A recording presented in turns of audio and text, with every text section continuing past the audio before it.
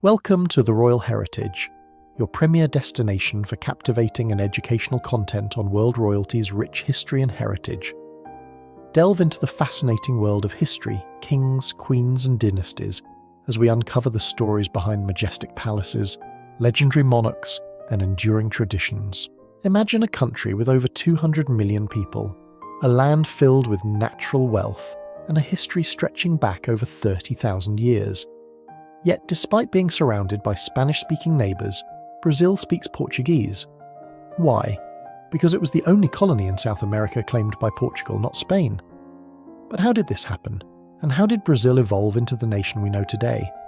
Let's delve deep, but before then, I'd like to invite you to subscribe to our channel, like, share, and stay updated on all our latest videos. The story of Brazil is one of exploration, conquest, and transformation.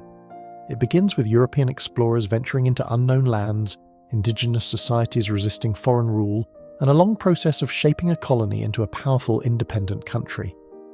The journey of Brazil is filled with dramatic changes, moments of crisis, and triumphs that have shaped its unique identity.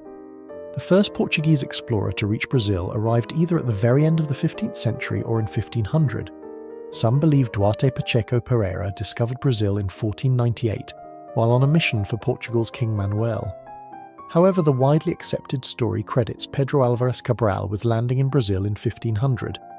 He was sailing to India but got blown off course and ended up in Brazil, where his fleet made landfall at Porto Seguro. This moment marked the beginning of Portuguese colonization. At the time of European contact, Brazil was home to a diverse range of indigenous tribes who had lived in the region for thousands of years. These societies had their languages, customs and ways of life. They relied on fishing, hunting and agriculture, and they built complex social structures. However, they were unprepared for the arrival of Europeans who brought new diseases, weapons and a hunger for land and wealth.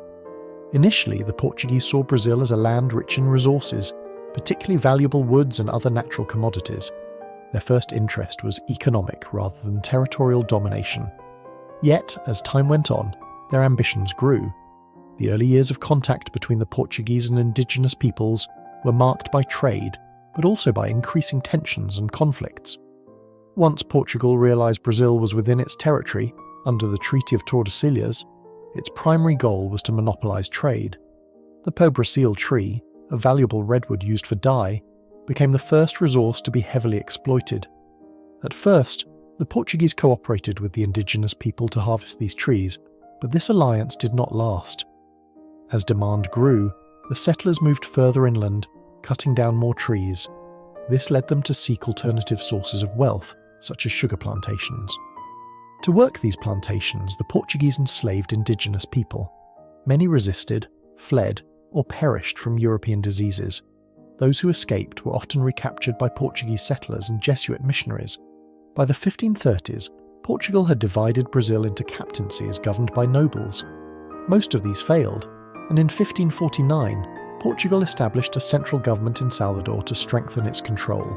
As Portuguese influence grew, so did the social and economic changes in Brazil. Settlers arrived from Portugal, eager to make their fortunes.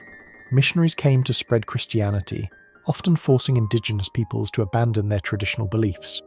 The Portuguese also introduced European farming techniques, architecture, and government systems. Over time, Brazil transformed from an untouched land into a structured colony with a European-style economy and governance. Although Portugal claimed Brazil under the Treaty of Tordesillas, other European nations saw opportunities. The French attempted to settle parts of Brazil but were eventually expelled by the Portuguese. The Dutch also invaded in the 17th century, briefly taking control of northeastern Brazil, but Portugal ultimately regained its hold. As the indigenous population declined due to harsh conditions and disease, Portugal turned to Africa for labour. The Portuguese had already established the Atlantic slave trade, and now they focused on bringing enslaved Africans to Brazil. Over 40% of all African slaves transported across the Atlantic ended up in Brazil, far more than in the United States. Despite the inhumanity of slavery, Brazil thrived as a colony, exporting sugar, gold, and other valuable resources. The arrival of enslaved Africans had a profound impact on Brazil. African traditions, languages, and religious beliefs blended with indigenous and Portuguese customs, creating a unique cultural identity.